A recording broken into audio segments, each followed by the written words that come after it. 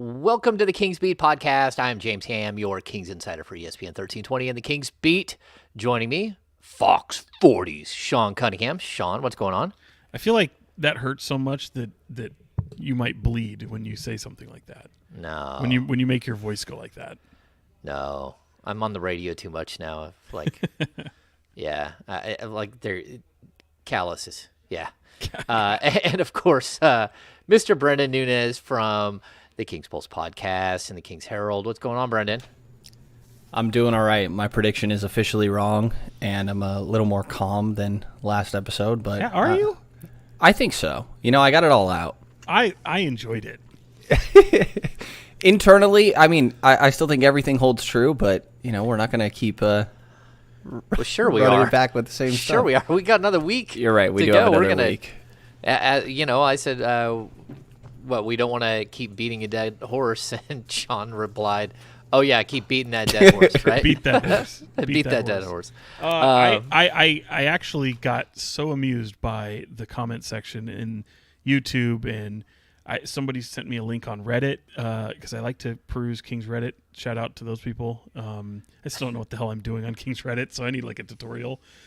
Someone wanted me to do like an Ask Me thing up there, and I was like, yeah, I think I'd be down with that. And I think my slight hesitation of the maybe just not being totally in with both feet may have made them be like, okay, well, screw you. We don't want you on there. But yeah, I don't know what I'm doing on Reddit, but just when you kind of peruse through some of those things, it seems like people really got a kick and had strong opinions on some of our conversations. So I really enjoyed that. Yeah, I think overall people got a little bored with our complaining about the media stuff, but I think that's an important thing for people to understand. Like we want to give you the best coverage possible, and in order to give you the best coverage possible, we have to have access. And we are not going to beat that dead horse again tonight. Nah, beat it. Not at all. Not at all. But sometimes we get caught in a loop in the middle of a discussion, and I actually thought it was a really good discussion. It's just I can get it. Like someone might not be really into the inner workings of the media world, and so that's okay. Okay, so just because we're doing this live, let's do a couple of things real quick. Number one, give us a thumbs up. Number two, if you're not a subscriber to the Kings Beat, go down and subscribe to here on YouTube, but also the Kings Beat. Go to thekingsbeat.com. You can find all the links down below. Become a premium subscriber to the Kings Beat, all that stuff. But we're happy to do a live show. Live shows are a lot of fun, and we would like to do more of them, but like getting the three of us with matching schedules is not easy. I think tonight worked for some reason because we're all at home watching the NBA Finals. And I wasn't in Boston. Yeah, and it was in Boston, and Sean wasn't there, and you know. First up, I was right. You guys were wrong, and I am awesome. You guys suck. Warriors in 6. Yes. I was one off. Just one game. Just one. I mean, game. technically, I was one off also. See, Yes. you should also feel good. Yeah. I was not one off. I was on the dot. But is it better to go over or to go under? Well, I think it's better just go right on the middle, right on the number. What does Price is Right do? Like if you go over, you're totally eliminated, right? You can't go over. Yeah, you can't. So in go Price over. is Right rules, I'd have been okay. I'd have been closer. Is that right? Well, in that case, you could God. have said Warriors in 1, and then you would have been like somewhat close. I don't know. It's I awesome. haven't seen how many movies, and you're asking me Price is Right rules? Come on, Sean. Price is Right was this daytime talk show. Game show My with grandparents Bob used to Barker. watch that show all the time, Sean. I know what you're talking about. Bob Barker. Some people don't like the fact that we make fun of your youth, but I know they don't. It's like people stand up for me, and I don't know that I yeah. need it, but I appreciate it. I kind of felt a little weird by that because it almost made James and I feel like bullies, and we're not. No, we love your youth, and it's kind of funny because I feel like even though I'm quite a bit older than Brenden, and James is like way older than I am. I just look younger. But I feel like I act younger than Brenden, like because I think I know a lot of today's pop culture, man. Especially if you look at like my music tastes, and I think I might have you beaten some of those things. I don't know. Younger than me? Younger than me? Man. Okay. Maybe. Yeah. Okay. Sean jams out to that stuff. Yeah, he's all good. Sean had the Brendan's an worst old finals soul. prediction, so he I just had did. to throw in there. By the way, I'm pretty young. Yeah. Yeah, but Brenden is an old soul, so that's what I mean. And I'm like a young soul. I'm immature. I always like when we have this discussion, I want to talk about like the Utes, the two Utes. Yeah. And Brenden doesn't understand that, so it's not nearly as fun. It sounds really familiar. Have you seen My Cousin Vinny? No. Okay, so write that down. My Cousin Vinny is an all-time great. It's Joe Pesci, Marissa Tomei. It's spectacular. I think won I an got a Oscar. lot of people on Twitter telling me to watch this one. Yeah, I'll get on Yeah, it. the two Utes. But you That's didn't watch Swingers. Just give Still me a hasn't week. watched. Just give me a week till the draft. Dude, I've given you like a month, bro. I know. I need a week.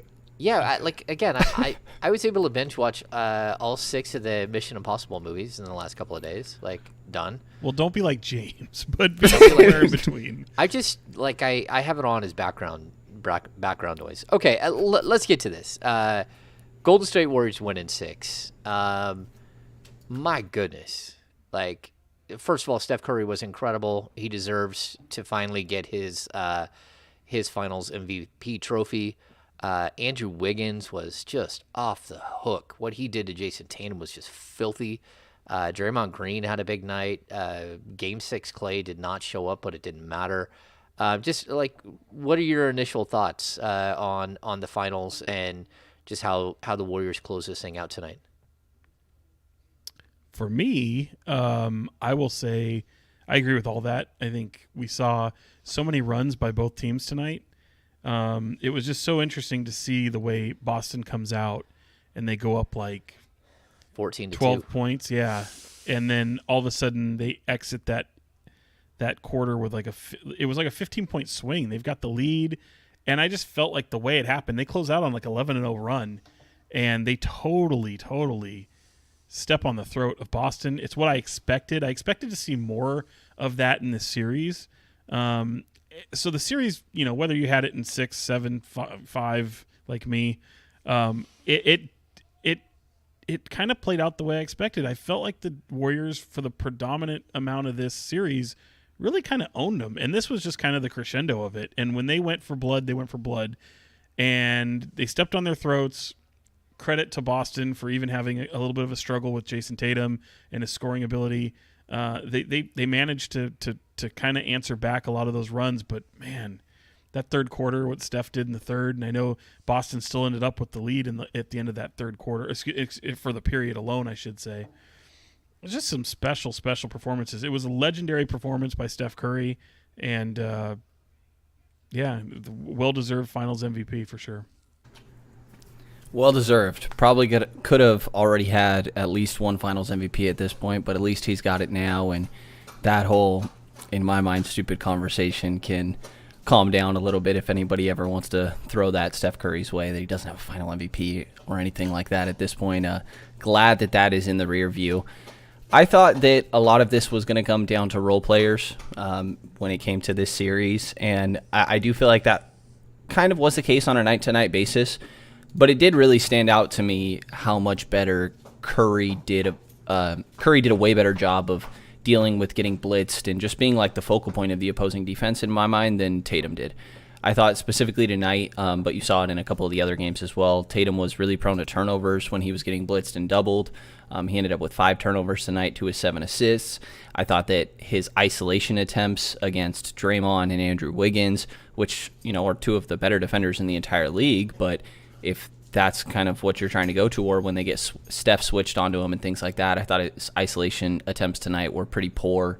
And then on the other end, the Warriors are attacking what they view as favorable matchups, whether it be like Al Horford or Grant Williams on Steph, and Steph is just doing such a better job of taking advantage of that.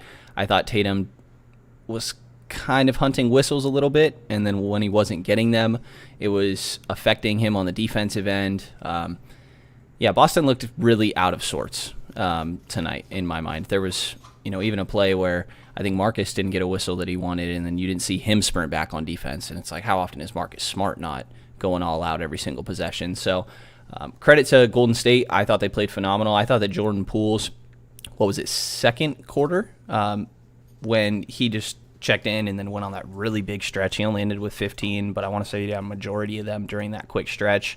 Those were pretty big. Klay Thompson, Didn't knock down a great amount tonight, but I thought he had one or two pretty timely buckets. And, I didn't think the experience mattered as much as maybe some people did, because I thought Boston had been to the Eastern Conference Finals a whole lot. But this felt like one of the first games where it was just Golden State clearly seemed like the more experienced team. They had been there before. I thought it was amazing watching Steph run down the court. Like, was it late third, early fourth? Like, pointing at his finger and saying, "Put a ring on it." I think he put an effing ring on it. I thought that was crazy. He had a lot of moments where he was showing how much this one meant to him. I think that brings us to, like, probably it's a topic that we've bantered around a little bit on ESPN 1320, but this one in particular is so special because this team really, they lost it. They didn't make the playoffs really, or they weren't impactful the last two seasons. Klay Thompson misses over 900 days. Draymond Green misses half the season this year. But to see them get back to it, does it change where you put Steph Curry all time? Because it sort of seemed to me that the way he's changed the game, the fact that he's got 4 rings, the fact that he came back and won this season with a much older group of players and then some youth, but really, they relied so heavily on the veterans. But I don't know. It just seems like he moves up. I don't know if it's top 5, but it's got to be like top 6, top 7, top 8 player of all time. I mean, to be honest, for me, it doesn't move him up any higher. I mean, I've already had him up there. I think I'm one of his biggest fans in the media game because he transcends the game, and he's a complete. I mean, you can't say much negative things about him. And if anyone was on the fence before, I think this does further validate that. I can understand if someone does bump him up higher than maybe where they had him before. But, man, for a guy who's completely been not only a generational talent, but something just haven't seen before. And I don't think that's I don't think that's overstating it. I don't think that's, too much PR, that's gushing. I think that's just legit. I think if you were to look at and really number the top 75 players, he'd definitely be towards the top. To me, he's a top 10 player, probably. I don't know about top 5, but he's definitely a top 10 player. And I think judging by some of the comments that are coming in, they would agree with that. Yeah, I mean, I don't have a great point of reference of the previous players, I will say, and I kind of therefore subscribe to the not comparing through generations all too much, especially guys that really didn't compete against each other all that much. So I can just say, and this is also as somebody that grew up around the Warriors in the Bay Area, like, I don't think there's anybody I've ever seen play basketball to the level of Steph Curry or the way that Steph Curry does. I think LeBron is the one other player that I'm like, just how is this even possible? You just can feel that you're witnessing greatness in certain moments. And for Steph to have 4 MVP or 4 championships at this point, two different MVPs with one unanimous, like, Steph will forever be one of the greatest players I've ever witnessed. And he just has his own style of play. Like, there's a uniqueness about watching Steph Curry, and you feel the greatness, but it's in his own way, and you can't deny the impact that he's had on the rest of the league. So in my mind, I think Steph Curry was already going to be one of the greatest players that I had ever seen. Really, LeBron is the only one that rivals it in my mind that I've seen. Not having watched Jordan or anything like that, obviously, outside of clips here and there. So yeah, I mean, it's I'm with Sean. I think Steph was already there, but this just cements it even further. Bielitsa. Bajelica. Might be muted, Sean, yeah. You're on mute, Sean. Belly, the live look in the locker room there. Oh, that's awesome. That's awesome.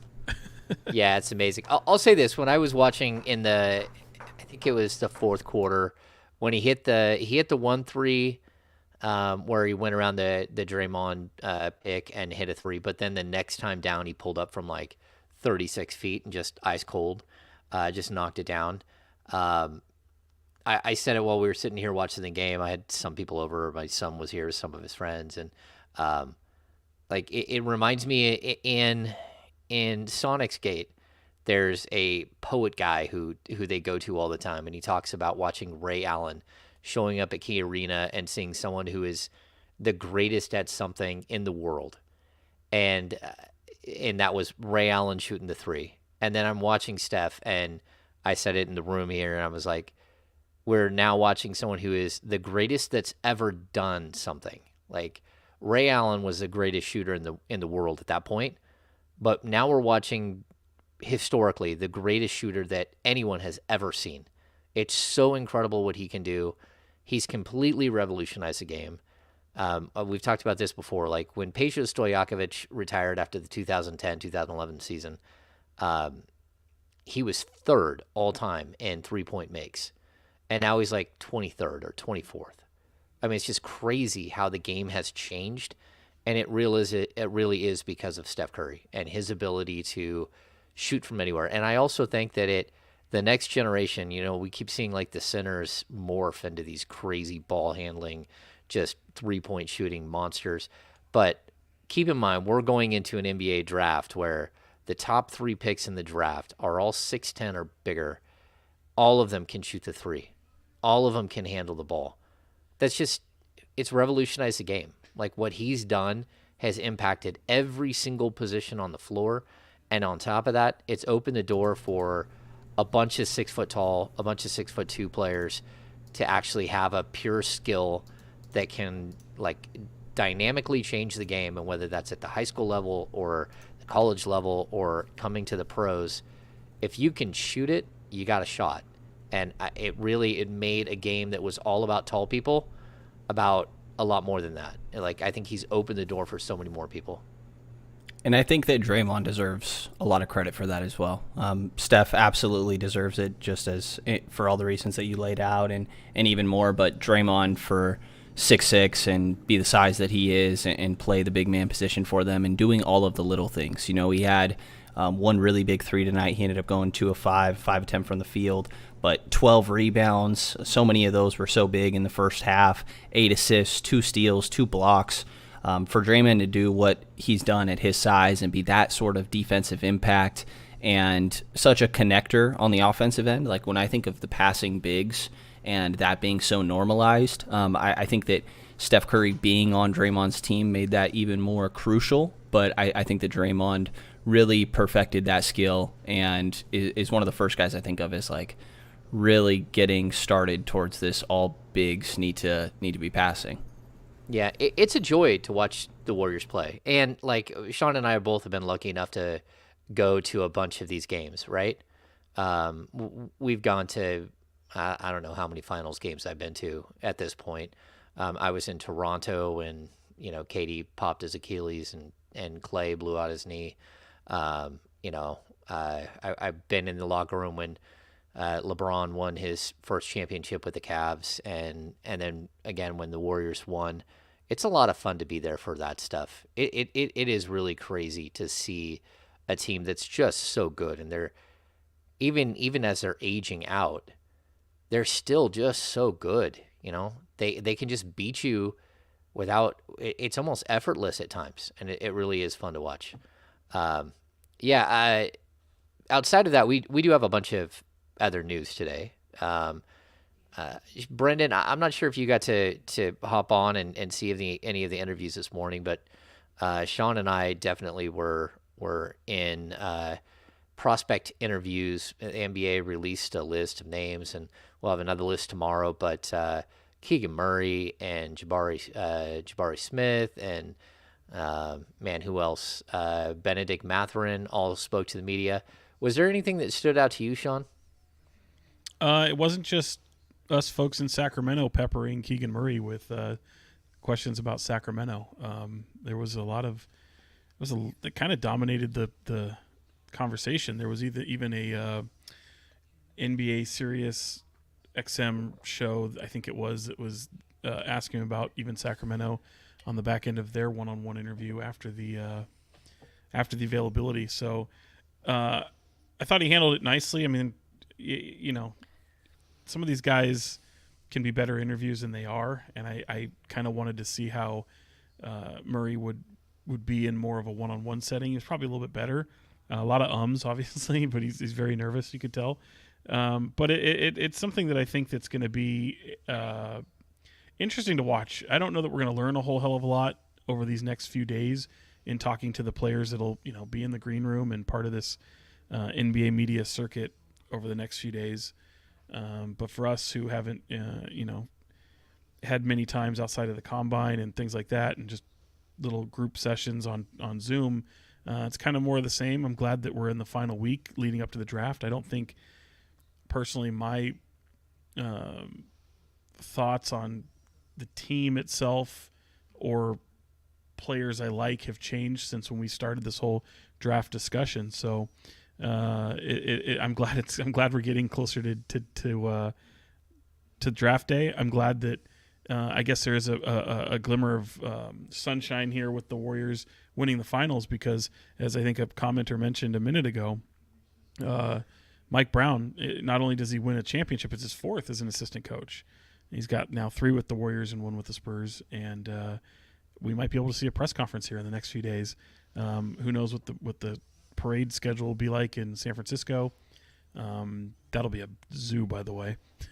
But I think it's finally time for the Kings to throw that press conference for Mike Brown and usher him in, even though he was hired over like a month ago. And finally he'll have boots on the ground in Sacramento with his staff.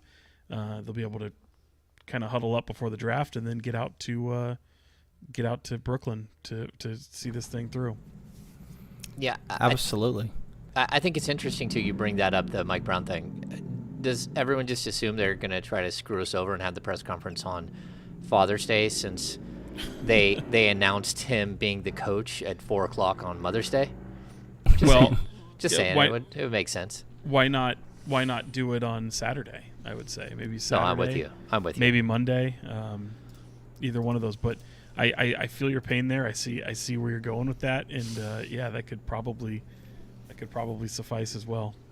Yeah. Hopefully they don't decide for Father's Day. I think that would be much appreciated from all of us. But I didn't get to catch the prospect interviews today. Caught me a little bit off guard with that one. But I'm curious from your guys' point of view, and I guess you first here, James, like, what is it that does impress you in these processes? Because I feel like more often than not, you're going to get your typical PR answers from these guys that are all trying to get taken as high as possible. Like, what is it that stands out to you as impressive and things that you like in this process, and what sort of guys stood out to you in today's? I think overall there was a theme that we picked up on very quickly, that Keegan Murray had talked to the Kings and no one else had. So that was if I was going to look at one theme, it was yeah, I talked to them at the combine, but I haven't worked out for them. Or no, like Jabari Smith said, I haven't talked to the Kings at all. Mathurin had talked to the Kings at the combine, but not since. They did go to his pro day. I remember that, but it really did feel like, and we're going to get to the news that Woj putting out, what all of us have already known for a while, about how this pick is going to be shopped. But it kind of cemented that. It cemented that, it almost feels like the Kings have withdrawn from the process slightly. They're bringing in second round picks and they're doing all that. Sean says no. They're kicking tires. They're doing stuff, but at the same time, I don't feel like they have had their focus feels like it's on what they can get for the pick, not who they're going to take with the pick. Maybe I'm wrong, but that's what it kind of felt like today, talking to some of these guys. And there isn't a ton to glean from this. Some guys don't know how to talk to media at all, and that's okay. Some of them, English is a second language, or even a third language. So that's an issue as well. I guess the one other thing I want to dig into Mathurin's story a little bit more, because he's lived a very complex life, and I want to know his story. That was one of my takeaways today. Yeah. I don't know. I definitely don't get the same feeling you do, James. Again, I've been saying for forever that I'd be looking at trading the pick. I think they are. I think they're going to look at it very hard. But I think they're prepared to take it as well. I think you mentioned Jabari Smith. He's only visited with 2 teams. I mean, why? I mean, he's likely the number 1 pick in this draft. Oh, he yeah. didn't go Yeah. past number 2. So if anyone thinks it's like, oh, the arrogance on this guy, it's like, no, there's a reason for that. You know, you're not going to fall out of the top 3. And if you think you're the number 1 pick, I mean, there's why hurt your value, you know? I kind of understand that. I understand if people are trying to skip Sacramento, some of these other players who are projected a little bit lower, it makes sense. But I think the Kings are really trying to do we mentioned it a lot in the last podcast, Brenden and I, is due diligence. You know, they're trying to be prepared for every situation. And they still have a long time before now and draft day. I think there's probably consensus of what they'd like to do. I think they know the value of their pick. I think there's still some more exploring to do, because the closer you get to draft day, all of a sudden the landscape tends to change a little bit. We saw the trade with Houston and was it Dallas? Yep. You see some Denver moving Jermichael Green, so there's some antsiness. I feel. I think there's like some positioning a little bit, and hopefully the Kings can be a part of that, because they're going to try to, as we talked about last podcast, where we were talking about, improving your team in the immediate future, improving your team long-term future.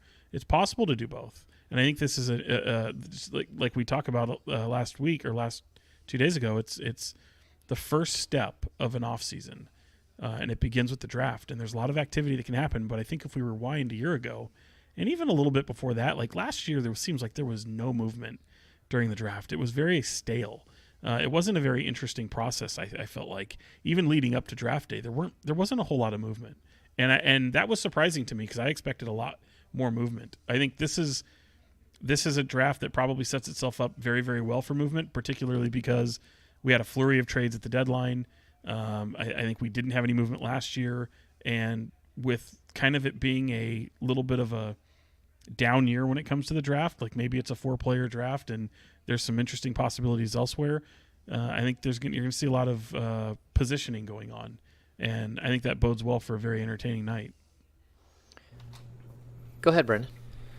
Yeah, it definitely should be intriguing. I think that with the Kings sitting so high up, at some point we were going to get just different cycles of they plan on trading the pick. They think it's a top 4 draft, and they're sitting there at 4, so maybe they're going to take someone. Different reportings of who they aren't bringing in. I've said before, I'm kind of ignoring most reportings at this point. Maybe not ignoring, accounting for, but taking them with a little bit of a grain of salt, I feel like, at this point, especially a week away from the draft. I'm a little skeptical of any quick changes or immediate changes in reporting or anything like that. But and then we also see Woj come out before the finals today and talk about Sacramento exploring trading down, which I don't think is anything surprising to any of us. And the teams he mentions are, I believe, all teams we've talked about: Detroit at 5, Indiana at 6, Washington at 10, New York at 11, which maybe we've explored a little bit less, but.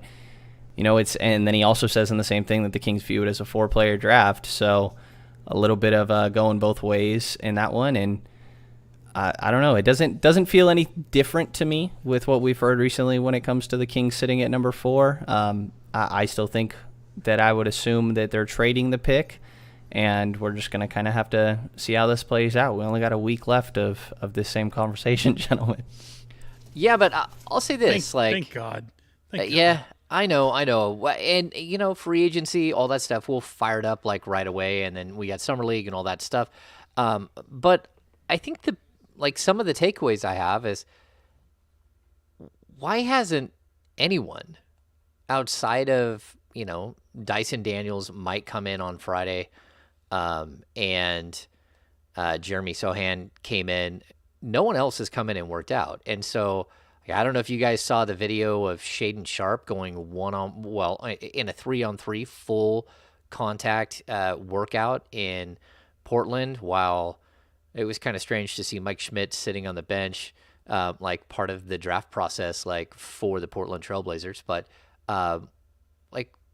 shouldn't people be competing not only for the number 4 pick, but like what Brennan said, like the Kings might move back 1 spot. They might move back 2 spots. Like, shouldn't they be having these workouts and these battles in their gym the week before the draft when Portland is at 7 and is getting, those types of workouts and those types of players through? Again, like Benedict Mathurin should go anywhere from number 5 to number 8. And if the Kings are going to be in that range, shouldn't they have at least had him in? And to me, it seems strange that the Kings haven't been able to leverage the 4th pick into a group of prospects competing for the 4th pick to move up to the 4th pick, or heaven forbid, the 5th pick or the 6th pick, because that's typically what happens. The top 3, they're not going to come work out for you. Even the number 4 guy who wants to believe he's going to go into the top 3 but probably isn't, it's going to fall to number 4. I understand him not wanting to work out either. But then all of these other guys, they should be lining up. Well, James, just know your history. I mean, again, people don't want to come to Sacramento, bro. They just don't. I mean, we have to say it because this team hasn't been any damn good. No, that's true. And yeah. If you're, agents have had rough moments with Sacramento, even if it's on the upswing, even if you have a great player like Sabonis and you're showing this promise, got to see it first. And you've got years and years of just scar tissue that just needs healing. And so it's going to be that way. I think it doesn't matter. You could be 7 or 8. You're going to have the same problems. It doesn't matter where they are. They always end up having the same problems. They can't bring in the top 10 projected players. You have to go to them, and it just is what it is, bro. Like, you don't have, for the longest time, you didn't have star players here, and you could still argue that you don't. I think you have an all-star caliber player and a really solid up-and-coming player who's now, 5, 6, what is he, 5, 6 years in now? 5 years in? This will be year 6. This will be year 6. So yeah, for Fox. And I mean, famously, Davion Mitchell didn't come here. And it shouldn't matter. I mean, a guy who just won his 4th NBA Finals and his first MVP award didn't work out with the Warriors. So yeah, but even last season, Josh Giddey came to Sacramento, right? Who went number 6. Well, and that was a guy who had originally been projected so low. He rose up the draft boards quite a bit. Yeah. So I think he also worked with an agency that probably has a better relationship with the Kings than some others do. And again, scar tissue. And if you're a star, or if you're projected to be an upper echelon player, Giddey wasn't. I can't. He's not in the league of a Jaden Ivey. If you're comparing from headlines and the consciousness of people knowing what type of player, an impact player that guy could be. But Josh Giddey, there's a lot of players that still will. There are players that will come in and work, and they're trying to improve their value, and they don't give a damn about all that stuff. There are others that do and would rather not be in Sacramento and are going to dare you to take them. And if you're the Kings, you can't be bothered by that. I understand why a prospect would, obviously want themselves in a situation that is going to optimize their talents. And I understand why a handful of them would not view Sacramento as that place, just historically. They haven't done a great job of maximizing talent. I think it takes, or there are certain types of players, I don't think that means that if somebody got drafted that they wouldn't fully embrace Sacramento and their situation.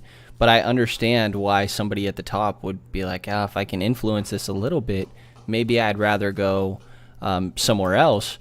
I guess my curiosity, how many other teams, I would imagine it's a handful, but tell me if I'm off with this, are dealing with the same issue, that they can't get guys in this year. And maybe if you guys don't know in this year, but like years prior, how often is this an issue for other organizations? Do you think it's just small franchises? Do you think it's the Kings even more so than other places? Or Oh, it's certainly the Kings more so than other places. I mean, like, again, we look at Jaden Ivey, and I'll just point out, like, Jaden Ivey is a CAA client. Tyrese Halliburton is a CAA client. Like, there's something that happened there where, CAA helped to get, they withheld Halliburton's health, his medical records, and he didn't have workouts with a couple of teams in the top like 6 in his draft because they didn't want him going to Detroit. They didn't want him going to Chicago because Chicago had too many guards. There was like a group of places they didn't want him to go. Atlanta.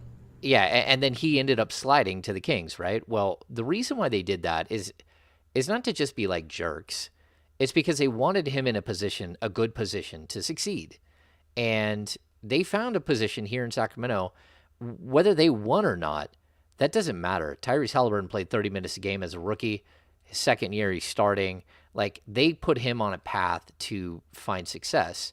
Now he gets moved to Indiana, and he's positioning himself to almost be like a max extension player after his 4th year because of the position he got put in early. If he would have got drafted at number 10 by the Phoenix Suns and had to play behind Devin Booker and Chris Paul, he just wouldn't have the sheer volume of reps and the opportunity to do what, if he would have been competing with Kobe White and Zach LaVine in Chicago, he might not, again, had the opportunity.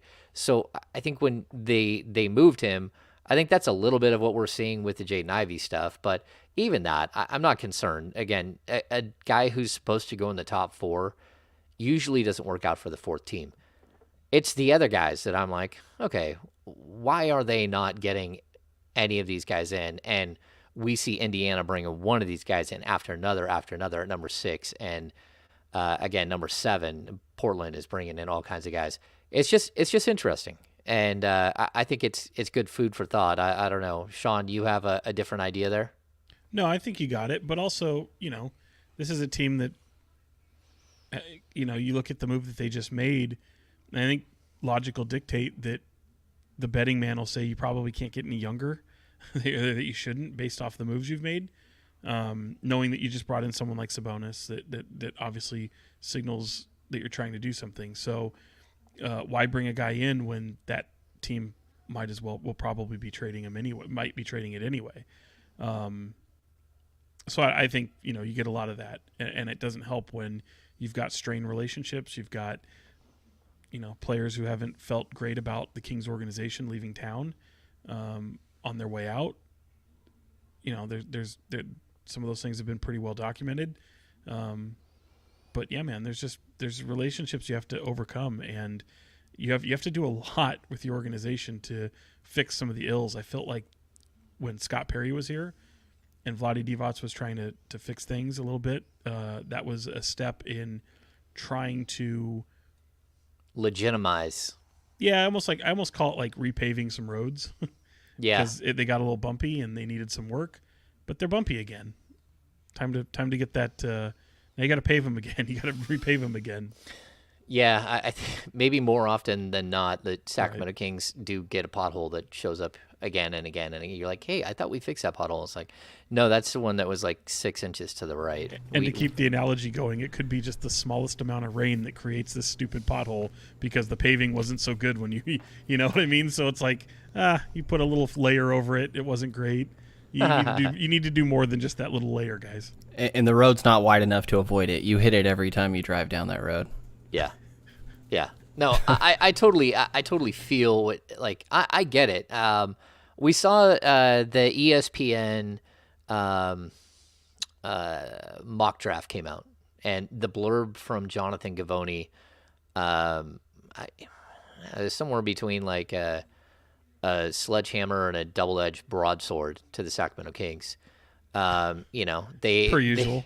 They like to just throw the jab in there to finish it. I think they opened with Jaden Ivey the Sacramento is not one of Jaden Ivey's preferred landing spots, and they closed it with Vivek Ranadive. It doesn't matter what you say after Vivek Ranadive. The fact that you mentioned him in this, it speaks volumes about what it's Sacramento. Like it didn't read like anything that was like, I mean, it read like it was spoon-fed a little bit, but go ahead. Well, yeah, but it's also very relevant. I mean, Vivek Ranadive, like it or not, it's going to be part of that decision-making. Well, I agree. He's going to be part of the decision-making. He's a voice in the room. But we just went through the coaching search where Mark Jackson was not hired, and that was Vivek Ranadive's preferred coach.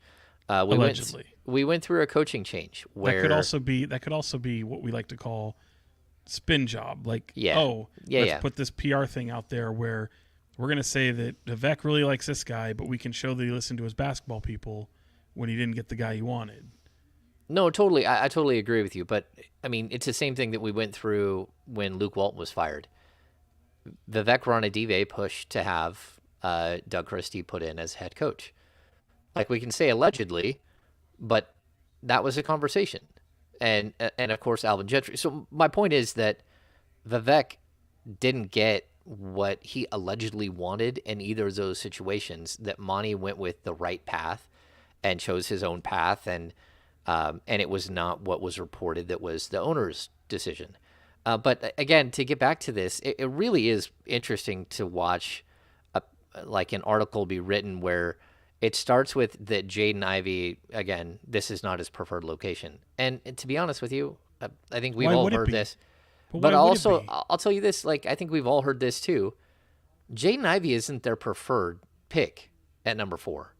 If he is the pick at number 4, it's either that they didn't get enough value in a trade or that someone else fell to them and Ivey went higher. Like, there's a chance that he will be there at 4 and they can't find a deal that makes sense, and they draft him because he's very talented. But he's not their preferred player because the fit with De'Aaron Fox is not good, and they know that, right? So, what do you mean? I mean, I don't know that. I mean, I don't know that you know that. You know what I mean? Like, I don't think they're worried about fit if it gets to a player like him. I think the part of being, possibility of a trade not going through, or possibility of maybe one of those top 3 falling to 4, they'd much rather have maybe one of those 3. I think that's possible. I think it's possible they're worried about the fit, but I also think it's very much possible that if it goes to 4, they love Jaden Ivey, and fit be damned, they're going to take Jaden Ivey. Yeah, I mean, what I've heard from, around, that they would prefer it with someone else. And I'll even say this, when the Christian Wood trade happened, that really did signal to me that, like, Houston is going to draft a big man, and we know that the draft is probably going to play out the way that we thought it was going to play out a couple of weeks ago. Yeah, I agree with that. Mm-hmm. And so now we're starting to see, like, it really get hot. Like, the Kings are in – this has always been the pivot spot in the draft. It's always been the highest position in the draft that's available, right? Like, the 1, 2, and 3 teams, they're bad teams, but they're young bad teams that wanted to be bad to get a higher draft pick. They're in their dream scenario where they're in the top 3. They don't want to lose that. I mean, what are you going to offer OKC? Even more first-round picks? I mean, they got like 17 of them still.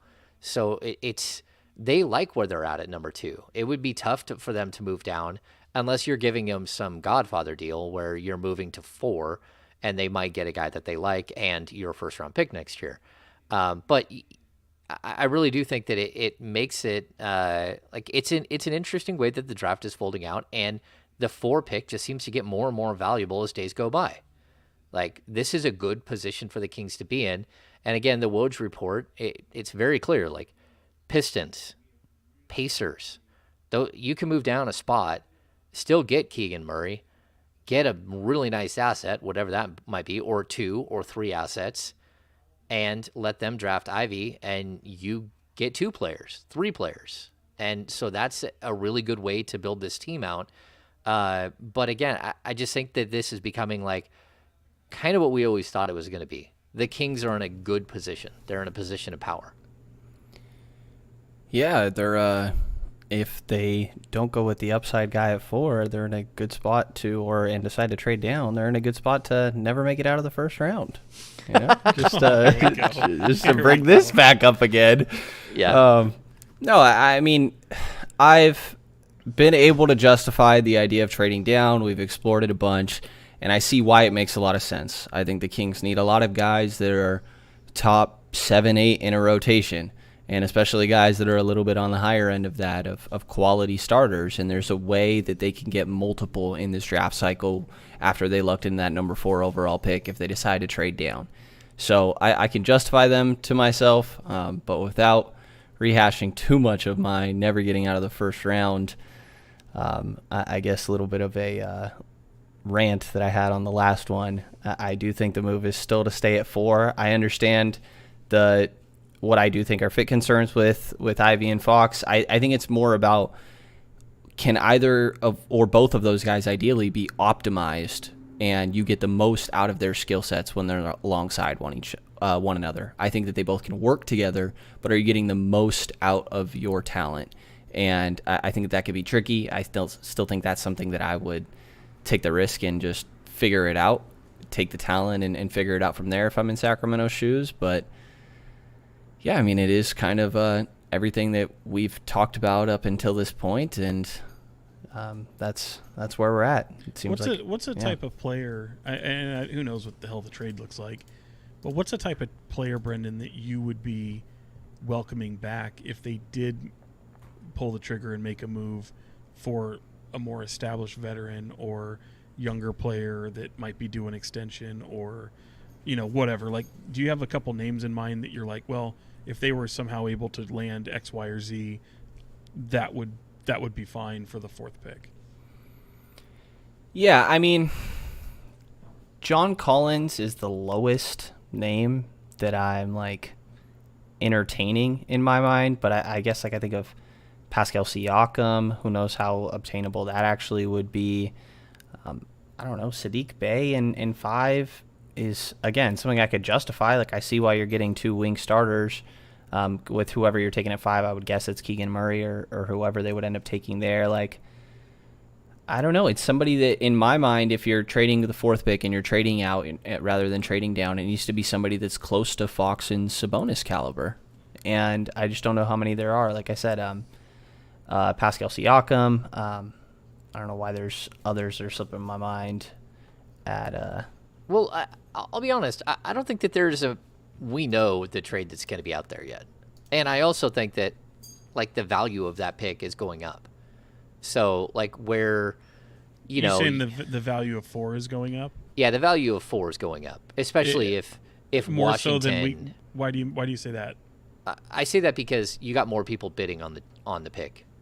Like, if there was only 1 or 2 teams that wanted to move up, then that's one thing. But when all of a sudden you start hearing, Washington and New York and maybe some other team that's much lower, and you start piecing things together, you're like, okay, this thing, if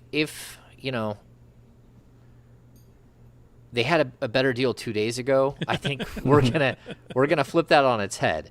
I think the Kings are gonna get a better deal now than they would have 2 days ago, or maybe that they would have like 3 weeks ago. Is that just by virtue of a report being out there?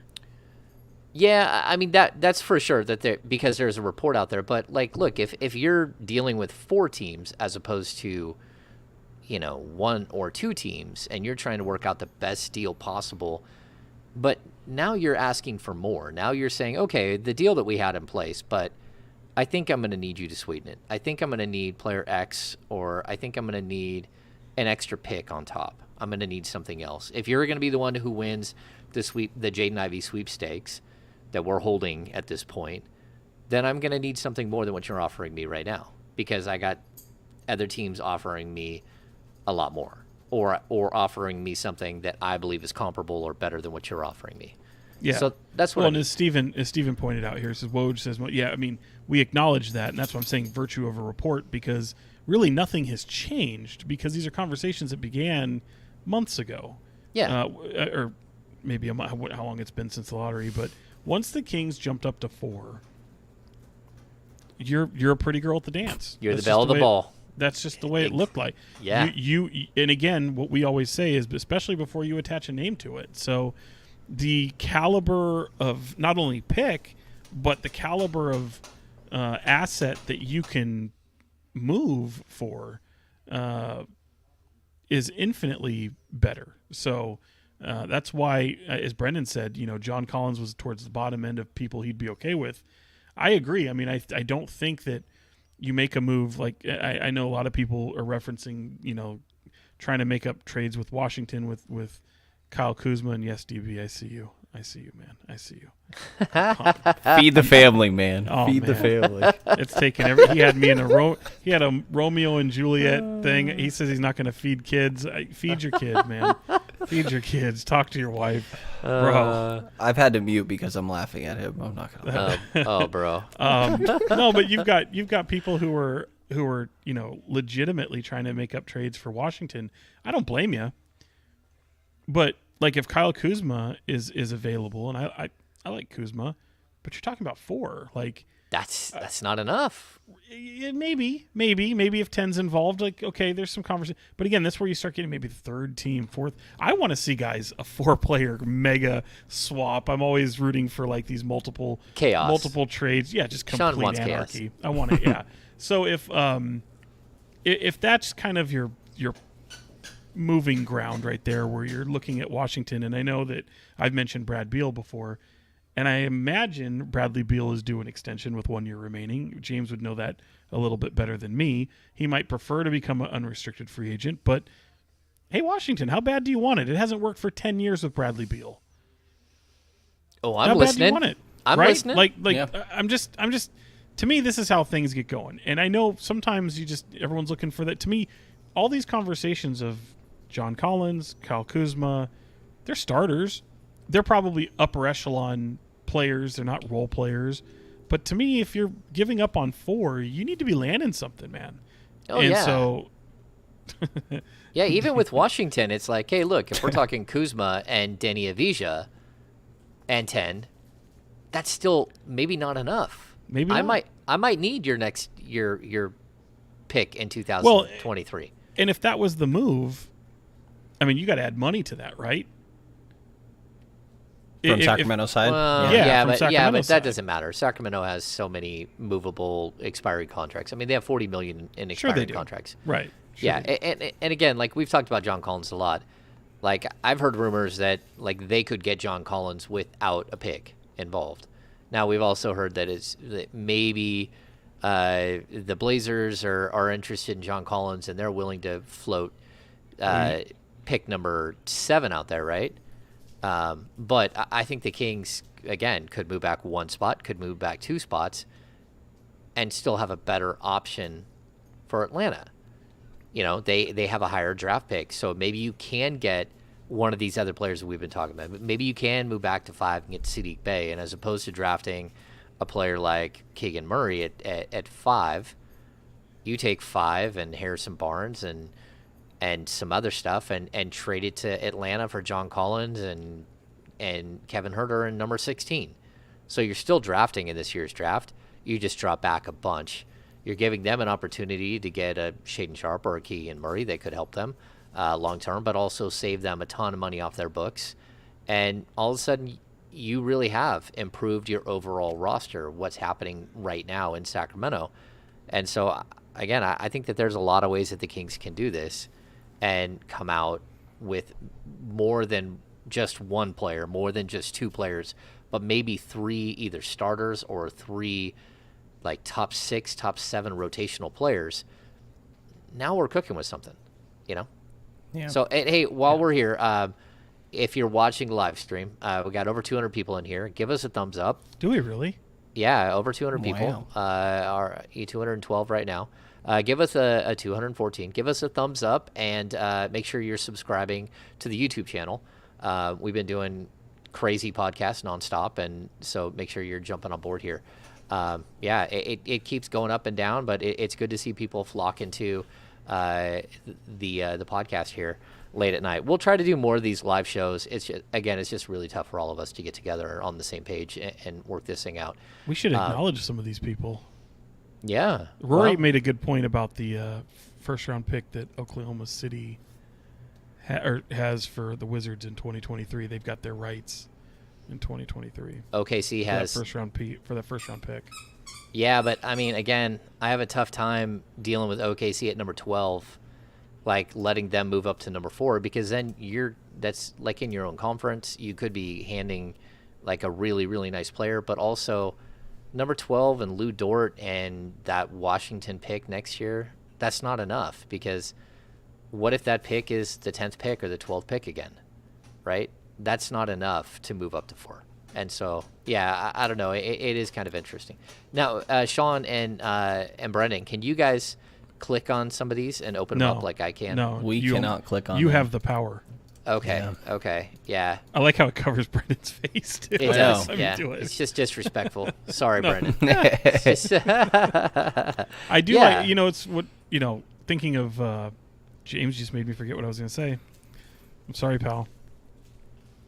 I'll get there. Go ahead. Yeah. I have my 2 cents on everybody allegedly wanting to trade with the Kings at 4. Maybe if everybody's interested in Jaden Ivey at 4, it's because Jaden Ivey's really good at basketball, and maybe they should just pick him. No, I agree with you, but I also, every team is in different stages, and the fact is that we don't know that Jaden Ivey will become a star at all. Like, again, I think it's an interesting topic, but like this draft isn't a historically good draft at the top. And it is a 4-man draft. It's become that 4-man draft, but like, could it turn out to be a great draft? I guess. Like, some of these players could outplay, what you project them as.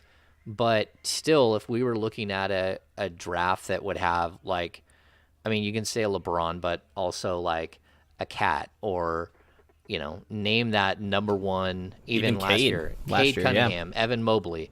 Well, those guys, Evan Mobley, Cade Cunningham would go above, and Green. Anthony Edwards would have. They probably, all 3 of those guys would go before the top 4 picks in this year's draft.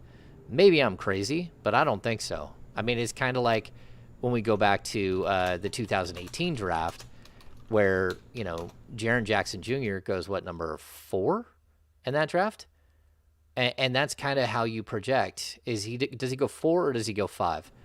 So it goes Ayton, Luka. Ayton, not he Luka. Goes 4 because Bagley, Trey went 5. Luka. So Jaren Jackson. So if you're looking at Jabari Smith, that's a really good comp, is Jaren Jackson. But again, there were 3 players taken above him, and Trey should have gone above him. But either way, that's where I look at this draft. And I'm like, look, I don't know that Jaden Ivey's going to be a star. And I do know that he's going to really struggle on the defensive end early in his career just by looking at his numbers. His numbers on the defensive end are just shockingly bad. Like, you're in the bottom 9% of all college basketball players in pick and roll coverage. And the NBA is nothing but pick and roll coverage. And you go look at De'Aaron Fox, and he's number 13 in the NBA. He's the bottom 13% of NBA players in pick and roll coverage. He doesn't defend the pick and roll either. So that's where I start to look like, I don't care if one of them isn't, if neither of them are great shooters, or, that they're both super fast, or they both need the ball in their hands a certain amount. Like, if they can never play defense together, that's a huge problem when you're the worst defensive team and historically bad defensive team. So I do think that there's a lot of there's reasons why he fits for some teams and not for others. And I just think at this point, he doesn't really fit with what the Kings are doing. And so I would keep my eyes open and see what I can get for the pick. And if I can't get anything that's worth value, then I go Brendan's route and I, work it out later. Yeah. And you're very right that as much as I think that Ivy has the upside, and if the top 3 goes as expected, like if I'm in the Kings' shoes, I'm probably just taking Ivy at 4, obviously dependent a little bit on what the offers are that come in, but I think more likely than not that would be my selected outcome if I was the one making the decision. It still totally could go wrong, and I think that I would be a little bit more understanding. Maybe we as media and people that are just so involved with the team would be a little bit more understanding of I see why it was the right move to go for upside, but if it didn't work, they would get so much crap forever. And more, well, I think most teams, you can, what your argument there, most teams, sure. But this is a team that just drafted Marvin Bagley over Luka Doncic 4 years ago. There is no benefit of a doubt. If you blow this pick, if he's not great, and you could have had this, this, and this, and we start hearing the deals that were on the table, which we always start to hear some murmurs of, it's a problem. And there's always the other side, too, that they could say they decided to trade down, and Jaden Ivey became that type of guy. He became an all-star caliber talent. There's both sides. I feel like I presented the latter probably more than the former, so just kind of wanted to acknowledge it totally could be the wrong decision to go for Ivy. Not saying that's 100% the right way to go about this or anything. It could not work, and I see why the Kings are in a position where they could benefit from a little bit more certainty and higher floor players. I was looking back at some of these comments to help myself remember what the hell I was going to tell you guys about. Someone had brought up Bradley Beal. Actually, I did, but they had brought up about making that trade with him. I said, again, you would have to have a guarantee that he's going to extend for one. You don't make that trade with just the 1 year. In addition to that, I know there's a lot of talk on here right now with Brandon Ingram. I'd do anything possible to get Brandon Ingram. 4 ain't it, though. That's not enough. That ain't happening. No, that's not going to happen. So, and then the other part of that, I do like this discussion about Julius Randle in the 11 because I did my first ever, I don't know if I mentioned it to you guys, but I did my first ever Twitter Spaces where I was doing something with a bunch of fans from the Knicks, and they wanted we were talking Kings aspect, but also Knicks as well, and they're very hot for Jaden Ivey. A lot of their fans really love the number 4 pick for Jaden Ivey, especially considering just given what the Knicks draft history is and pieces they have on their team. And Julius Randle definitely came up. 11 definitely came up. And curious where you think about. I know his name had come disgusting, up Sean. during the trade deadline. Yeah. I get this weird feeling that I think he could be pretty good with Sabonis, but the contract is pretty gross. I don't mind the contract as much as I do the fit. Like if you got the previous year, player where he shoots like over 40% from 3, that's one thing. But the problem I'm always gonna come back to when it comes to a player like this is he wants to be the guy, and maybe that works. But we saw what the guy looked like next to De'Aaron Fox, and De'Aaron Fox didn't look like who he was anymore. And so I don't always just want to. What do you mean by that? Like with Tyrese? Yeah, I think Tyrese. I think it's just ball in his hands. Like I think that's actually the part that's been missing is the Kings having the guy, meaning like a number 1 scoring option for one.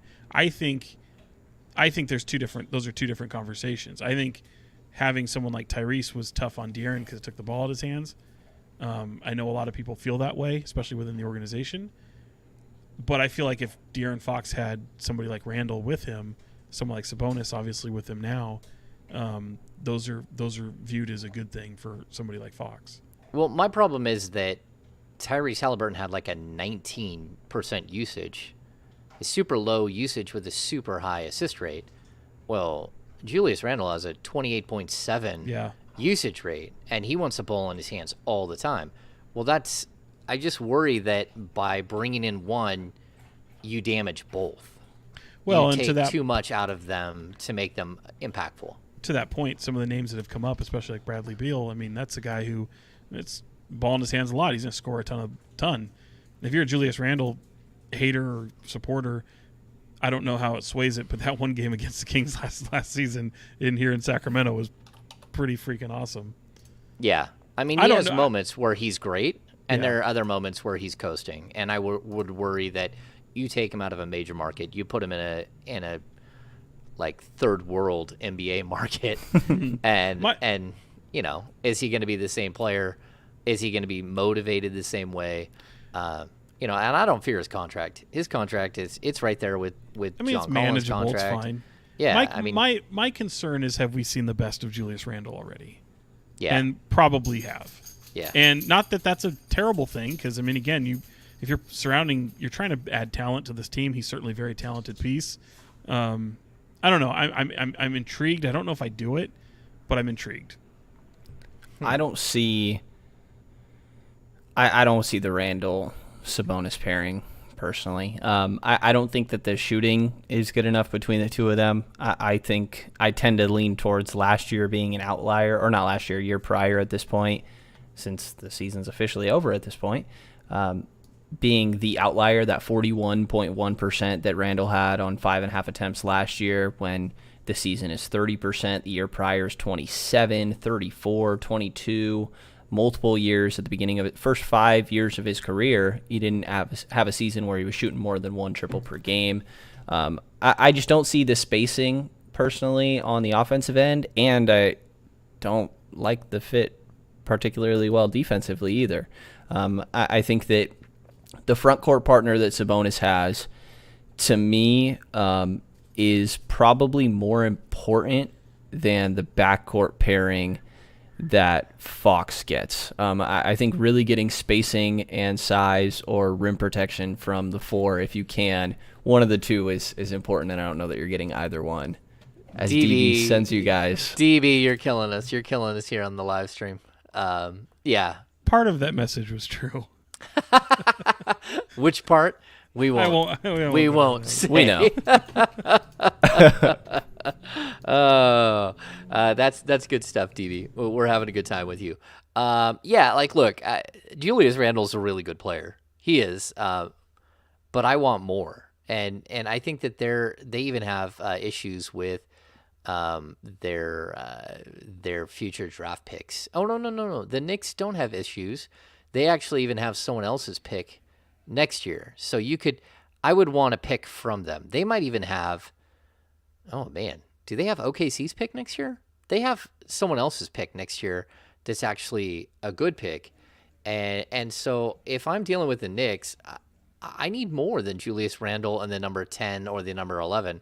I need that, and I need that other pick. And that's where I think the Kings are at this point, where all of a sudden, they're in a position that they can negotiate and they can hardball. And moving all the way back to 11 means that you are taking a substantially lower end player in this year's draft. Everyone's helping you out in the chat there, James, with the pick.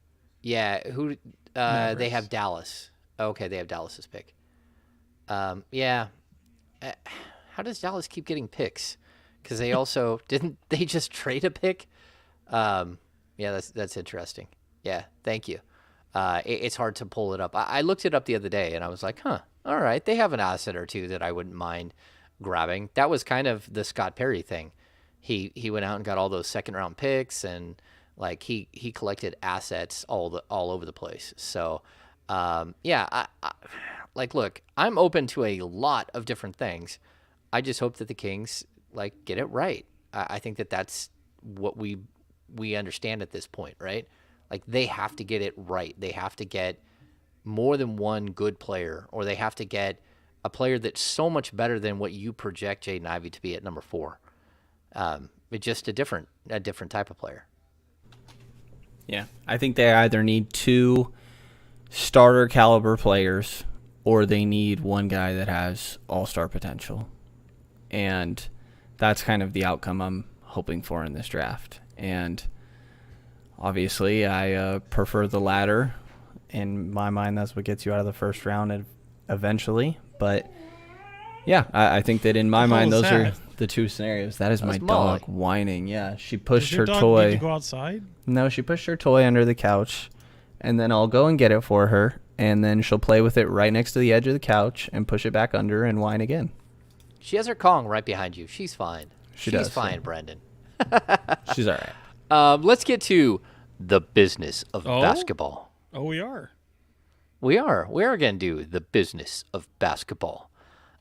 We keep asking the same question, but yeah, no shit. Let's not do this. Let's not do what would you do. I just want you to we're a week away. We see the reports. We see, we've all done enough homework on this draft and everything else. If you were a betting man today, what do you think happens? I'll go first, I guess. On draft day, what happens? What do they do with the number 4 pick? I think they trade the pick. If I'm going a little bit further and guessing who, just for the sake of locking in a guess, not sourced in the slightest or anything, but just for the sake of placing a name, I'll say Bradley Beal. Oh, wow. Really? I don't know that... I don't know that there's any trade that stands out. I was like, oh, this is the most obvious thing to me. I think there's going to be other competition for a John Collins. I do think the Bradley Beal timelines of these 2 organizations I think the swap makes a little bit of sense. I still would be shocked if that happened. I think they trade the pick and kind of just throwing Beal out there for the sake of making a guess. But that's I guess that's where I'm at right now. So if that happens, do you jump off a bridge? Why is that? Because I know if you're very anti the trade, which is fine. I mean, I'm not clowning you. I wonder just how much will you stomach that? Because knowing that they would obviously not be drafting the pick at number 4, which you really want them to do. How would you kind of internalize that? I think I would be It's a good very. I'd I'd be kill a family of 5 on his way out or something. right. Bradley Beal. It's not that they have to take the pick. Like I think that I would really like Beal. I don't know that I'd love that that's the timeline direction they decide to go, but I would very much like that they are fully committing to winning right now. I think that you're lucky if one of the guys in the top 4 ends up as good as Bradley Beal. It's an okay chance, I guess, but you're still if Jaden Ivey becomes as good as Bradley Beal, you're pretty happy with that outcome. So I think it would be hard to complain about Bradley Beal, and I'd be really happy that they're fully committing to some win now basketball, because I feel like they've been teetering between the two sides for a while now. And it would probably be, if they were able to do that, keep Fox, keep Sabonis. I mean, instantly one of the most talented teams that there's been in Sacramento. And I guess you'd have to compare them to some of the playoff teams, obviously, but that's a pretty talented team right there. Not even knowing what the rest of the offseason looks like. Yeah, maybe out of the first round. You never know. Well, you would have to you'd have to extend him. Right. Well, you wouldn't do it without an extended trade. No, you cannot. You'd Right. give him a max contract and extended trade, or $35 million a year or something. You give it. It's one of those. Ridiculous. Yeah, it's one of those years, and you're like, all right, we'll do it for the 1 year. Cross your fingers that he re-signs, and if he doesn't, you're like, oh, look at all this money we have all of a sudden off the books. It's like, no, you don't do that. You don't. And do nowhere that. to spend it. Yeah, Right. you're not the. You are worse than the Knicks, who try that move all the time, and it never works out for them either. And you can't even do what they've done. You can't go get the players they got. Okay, Sean, what do you got? Yeah. What is going to happen? Well, I'm not going to take it as far as Brenden predicting who they're going to trade for, because, I mean, I have no idea. I mean, I'd be all for a Bradley Beal trade. I mean, let's be honest. It's probably going to cost more than the 4, though, right? Probably, depending on Beal's standing with Washington, but probably. Would you do a future? 4 and the future? For Bill? I'd have a tough time at his age. I think if you had number 7... 28?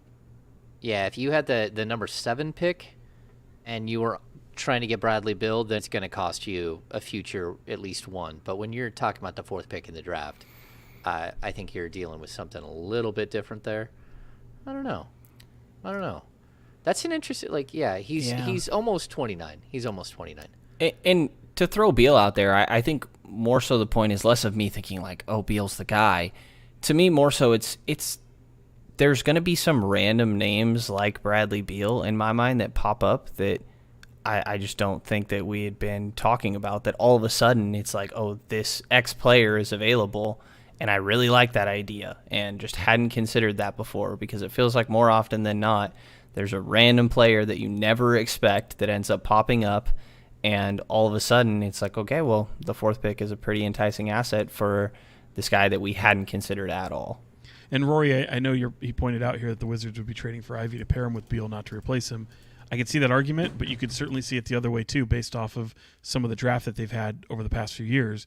Danny Avdia, Rui Hashimura, they're a younger team. They don't have John Wall anymore. They've had Bradley Beal for 10 years, something like that. So one could also make the argument otherwise, that they've set themselves up to go younger, and to get off that contract, which is only a year left anyway. Even if you want to extend him, who knows? Is that the right move for Washington? Who knows? So He can opt out. Someone said you can't. You have to trade. You have to sign him or whatever. You can trade Bradley Beal. You can do an extend and trade.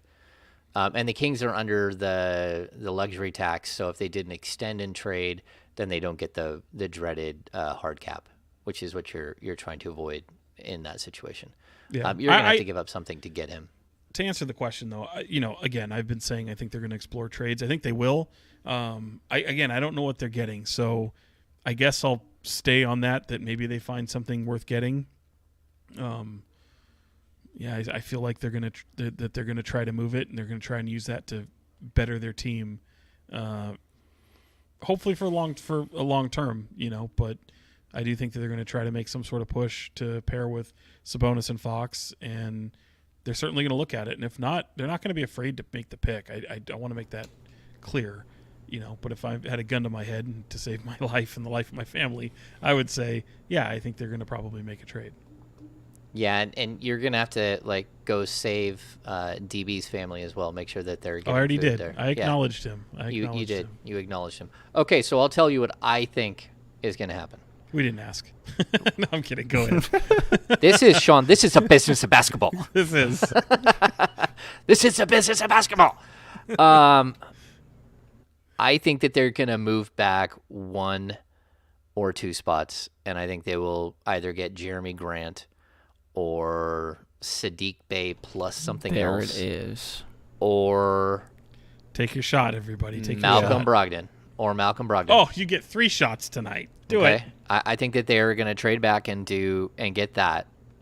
And if you're getting Brogdon, you're getting something else. I guarantee you're getting something else. So whether it's one of their young guys or whatever, I think they will take that pick and they will move back again, and they will make a run at John Collins with Harrison Barnes as the Harrison Barnes number 6, Harrison Barnes number 5, and then what you're going to get Collins, and you might get Herter. You might get something else besides it. That's all I'm going to say. That's a lot you just said. That's a lot of movement and a lot of names and a lot of project. Well, I think the pick has a lot of predictions. value, but I also think the number 6 pick and the number 5 pick, they also have a lot of value, just not the same value. And there are still guys like Shaden Sharp that people are totally falling for again. And there are guys like Keegan Murray that a bunch of teams would love to get their hands on. And Atlanta is about to enter complete cap hell, and they know it. And they are looking to move away from salary. And I don't know. I dig John Collins, but in that scenario, you're looking at not just one player. You'd want the 16th pick. So you're going to get a young player. You're going to get John Collins. You're going to get. So what if you walk out of draft night and all of a sudden your 2 forwards are Jeremy Grant and John Collins?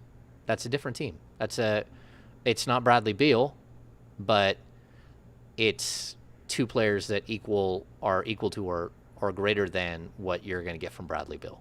In the chat, look at Jill with the draft day. She's got a draft day reference there with David Putney. He had a nickname, middle name to there, but yeah. I just hope that if the Kings are sitting there at 4 and they think that Ivy is the best talent, that they really are willing to make that pick.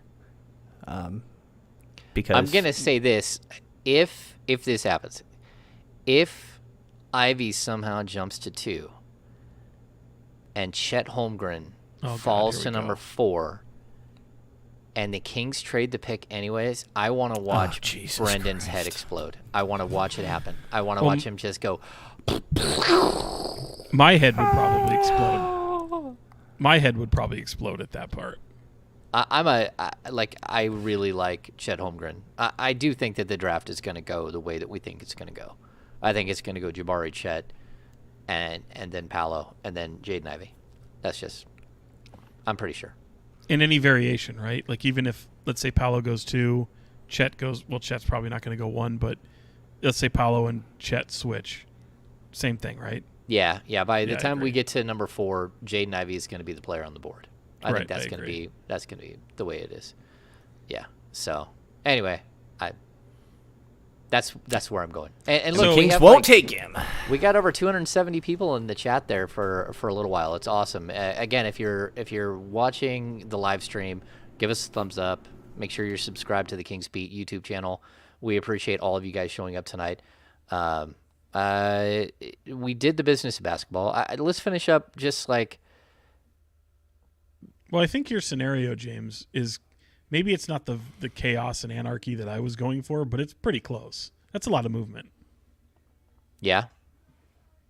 You know? I think that there's a ton of value in multiple moves. Oh, Jason wants us live on draft night. I think Jason's out of his effing mind. That's not happening. Yeah, Jason, like if you knew what our draft nights were like, it's literally us sitting in a room for like 3 or 4 hours waiting. And then because the Kings have 2 second-round picks, we have to wait. Monty McNair won't come to us and talk to us until after all of the second-round picks are done. And they got to make sure that they're not doing any other deal on the back end, or if they want to sign some free agent who doesn't get drafted, some undrafted free agent, all that stuff. Yeah, our draft nights are hectic. So I'm going to guess we're not going to go live, but that doesn't mean we're not going to have a conversation like really quickly after. Brenden was showing us his dog on the YouTube here, on the video portion, and it occurred to me that you should change the name of your dog to Ivy, because it matches Molly pretty well, and I bet you she would respond to it. You could try it, see what happens. I don't know. Setting me up for disappointment here, Sean. I know Chris Watkins of KHTK has, I'm forgetting the name, an animal named after Halliburton, and I just don't want to experience the same thing. I think it's his cat named Hallie is what he went with. I don't want to have to experience the same thing. Think about it every time I call my dog. I think I'm okay, Sean. It's okay. Awesome. Okay. I think we're good. I think we're going to wrap this thing up. It's chaos. We've got more stuff coming. I'll be writing all weekend. It's going to be really, really wild and crazy. Don't believe everything you read out there or hear. Look at everything with a critical eye. That's the one thing I would say specifically with like the ESPN mock draft. Give everything a really, really close eye. Like look it over a couple of times and go, hang on a sec. So you're telling me that no one wants Ivy to go number 4, and Keegan Murray better not get drafted number 4 either. Like, because that would be Vivek's guy going number 4. So, like, you don't want him to go to Sacramento, but you want him to go number 4. But the Kings have the 4th pick, but you don't want him to go to the Kings. Like, it's a never-ending loop of, okay, like that's too much. So, look at everything with a critical eye as we move through this next couple of days. It's going to get wild. I did interview Ice Cube as Sam Lopez. That's what I was just going to say. Why don't you give us the 5-minute tour of the 2-minute, your final thoughts, Sean? You can drop in the Ice Cube the Reader's interview. Digest version. Oh man. Well, I'll just say that it was cool for me because I just seen him. He was at Bottle Rock. I didn't have the guts to tell him that I didn't go over to that stage. I've seen all of them individually. Sick burn. I've seen them all individually so many times, and this was only gonna be the second time I could see 21 Pilots, and I was very pissed off that I had to make that I got very close for 21 Pilots if you hadn't seen, but yeah, they were just in Stockton. They were at Bottle Rock. But the main thing was Big Three, that whole basketball 3-on-3, which initially I kind of threw a ugly face to and didn't think it was going to last. It's heading into its 5th year now, and it's kind of entertaining, man. I was watching it during last year and really got into it. The basketball's not. It's almost like, it's probably a bad analogy, but it's almost like WWE for basketball. Only it's real. Like, it is real. But yeah. Like, you're looking on the sidelines and you're seeing like Rick Barry, and he's all in character, and freaking Nancy Lieberman, who is a character, and a lot of former Kings. I mean, Katino Mobley, who's like so gray. Katino Mobley looks like Uncle Drew in the movie. It just is great. Like, he looks like he's just embraced that character. Is his BFF Stevie Franchise ever come around? Because he looks something worse than like Uncle Drew. You know what? I might be able to get Steve Francis, by the way. I don't know why we would want him on our podcast. Are you close friends with Steve Francis? No, I have a friend of mine who's in Florida who is doing some interesting work, does a lot of boxing stuff, and Steve Francis is like somehow one of his friends now. And I was talking to him on the phone, and he put me on a 3-way call randomly like a couple weeks ago, and he's like, "Oh, hold on, Sean," and he like beeps me in, and it's like, "There's Steve Francis," and I'm like, "What? What? This is what do I say? Hey, franchise." Hi, Steve Francis. Remember when you got choked out with your own chain? That was interesting. You became a meme. I think he created memes. I didn't say that. It's very possible. I don't think Brenden even knows who Steve Francis is, but it's okay. I know who Steve Francis is. Like, how is it possible? How is it possible, by the way, if you go to Google Images and you put Katino Mobley now and Mahmoud Abdul Rauf right now, and like Katino Mobley looks older? That's crazy. But yeah, Mahmoud Abdul Rauf gets buckets in that league, man. It's crazy. It's so crazy. Anyway, it's an entertaining league. We talked a lot about the big three, and then got to ask him about where's the 4th installment of Friday. Got a little bit of optimism there because I'm very much looking forward to Friday. Okay. So, Mr. X, get Sam Amick on the Kings beat. We have had Sam Who's Amick Mr. on X? Oh, that's the Kings beat. He's done the happy hour. He is a good friend of Sean and I's, and him and Brenden started developed a relationship this year because Sam's a good mentor. No, I was just saying, like, we've known Sam for many, many, many years. He cracked me up. He doesn't actually hate me. I was just joking. Yeah, he was just joking. I was ready for that story. Yeah, I could tell. Jeez. Yeah, and you know what? This summer, I will get Dante Green on the podcast, who is in the Big Three. Dante Green, like the 6 degrees of. I bet you he'd talk about some stuff that he normally wouldn't talk about. That would be fun to talk about. But my good friend John Santiago, who was my podcast partner for years at Cowbell, actually randomly, him and Dante Green are Facebook friends. Dante Green was going to Tulsa, Oklahoma for something.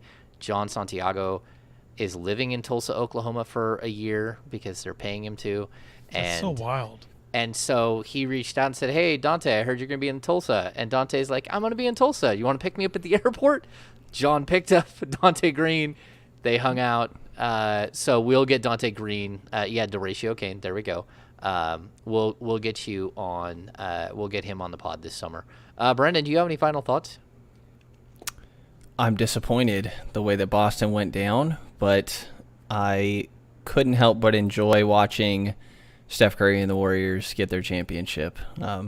Grew up around the Warriors, and it's so hard to not love Steph Curry, to be honest. I know a lot of Kings fans that maybe don't feel or share those feelings, maybe just because they're a little too close or whatever possible reasons, but I thought it was really cool to see Curry get one without KD, get his finals MVP, and it's just always really enjoyable to witness what is going to be the best moments in some people's lives. I can't help but just really, really enjoy watching those title ceremonies.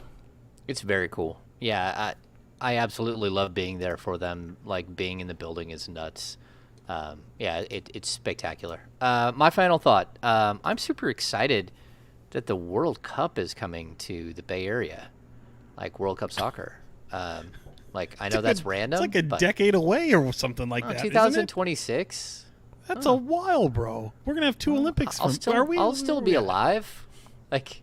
No, but we can't go. We can't go see it.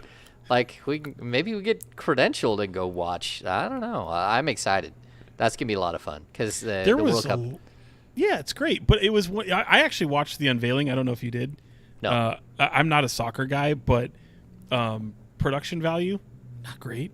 The other part about it, they're like Vancouver, Seattle. I'm like, there's like an hour from each other, so close. And then they go San Francisco, LA. It's like great, but I like how they went San Francisco Bay Area because it'll be at Levi's in Santa Clara. Yeah. I know. I am wearing a PSG hoodie. It's yeah, only because come on. I know. It's just got Jordan, bro. I absolutely love soccer. I've been watching a ton. And then I've been in Europe during Euro Cup. That is an absolute hoot. Like, everywhere you go, everyone's like huddled around little tiny TVs. Everyone's cheering. It's a lot of fun. So I've been to Mexican Premier League Clasico, which I think I have an affinity towards Chivas because I'm in, all my friends' family. They just treat me like family, so they're a Chivas family. And there's one idiot in our friends that are America fans, so it was Chivas and America, and we got treated like royalty. And they're like, "Isn't this great?" And I just kind of sat there. I was like, "Yeah, this is cool." It was wasted on me, man. It was. I could appreciate it sort of, and guess what? I think it ended 0-0. Yeah, I was in a bar in Frankfurt, Germany one time with a buddy. We left our wives that were at the laundromat down the street, and we went to a bar to go watch a soccer match. And no one spoke any English. It was like a local bar. And they just loved us. And all of a sudden they are bringing stuff out, like the good stuff hiding underneath the bar and like shoveling shots into us. And it got a little wild. And then we stumbled back to the laundromat, and our wives were not happy with us. But yeah, being in Europe during like Euro Cup and stuff, it's a hoot. So wait, Brenden, you had final thoughts. You're upset about Boston, and I'm excited because I whooped both of your asses in the That's okay. the prognostication of the finals. Sean managed like 5 different times in this pod to say that he was close, though, or give himself some sort of credit when I don't know if it's really deserved. I was. Well, he did choose the winner, Brenden. Hey, there's that. Yeah, whatever. I am curious though, from your perspective, going back to the last podcast, because I've heard a lot about it over the past couple days. What did you make of all that? Who? Just Brenden. Of what? Just the response, I guess. I don't know. Just response and. Yeah, I thought it was interesting. You know what it was? I think it's because people hadn't seen you that way before. Yeah, like you were heated, bro. I was a little fired up. Yeah, yeah. I mean, I thought it was interesting. It definitely made me re-listen to it, and I think I realized. I don't even know that I realized in the moment exactly how passionate I guess I had felt about that, but I think it's just built up, man. Of I feel like the Kings are kind of not fully committing to one side or the other and stuck in this limbo. And I don't know. I was also surprised by all the feedback because I had a handful of people hit me up and say they agreed or whatever as well. Yeah, I was kind of surprised by the response for sure. There's a lot of people that feel that way. That there's no problem with feeling that way. No, I totally agree. Like, we can all have opinions on this, and I thought you were passionate about it, and Sean and I were like, okay, I'm not sure where this is going, but I'm along I didn't know where I was going either. Well, yeah. What? I'm along for the ride. Like, let's do it. Like, that's fine. Yeah. Was it Craig Ferguson at the end of his show? I used to love that show, by the way, where he'd go, "What did we learn today?" And he would kind of like reflect back on the small show that he just had, and I think it was his show, but anyway, it was one of the best bits, and I used to love that. So I was like, oh, maybe we learned something about Brenden that day. We may have learned something. What was learned? That you are a very passionate fool. On occasion, we need to see you come out blazing. Yeah, that's right. fine. We need to see you come out blazing. So when they trade this pick and don't get anything back, and you're gonna you lose your mind. They get 3 future first round picks from a team that's really good. Yeah. Yeah, I'm a little all or nothing. So either I'm going to be kind of in the middle and justifying everything to myself and just going with the flow, or I'm going to be way too fed up about something. Not even the poor internet could keep you from spouting. That was amazing. It's amazing. Yeah. Still got in there. All right, we're going to wrap this thing up. Again, thank you all for tuning into the live show. If you're still here, give us a thumbs up if you haven't already. Make sure you're subscribed here to the YouTube channel. Also, make sure you're subscribed to The King's Beat, the newsletter. We're killing it. It's been a wild ride and a lot of fun. We're going to have a happy hour coming up, but I got to work it out with the draft and free agency and everything else. It's going to be really interesting how this next couple of weeks go. But we'll figure something out for a happy hour. Outside of that, be safe out there. Use a critical eye when you're reading your draft rumors. And let's enjoy this week because I think it's going to be pretty fun. And I think these guys they're looking to swing for the fences. So I think this could be one of those weeks that go down that people remember for a long time in Sacramento. Just a guess. Or even if Even if it's in a negative way. Yeah. Okay. Yeah. Even if it's Brenden going Don piano and beating his head against his keyboard until it breaks, because they do something crazy. All right. So for Fox 40s, Sean Cunningham, and of course Brenden Nunes from the Kings Herald and the Kings Pulse podcast. I am James Ham, your Kings insider for ESPN 1320 and the Kings Beat. We'll see you very soon.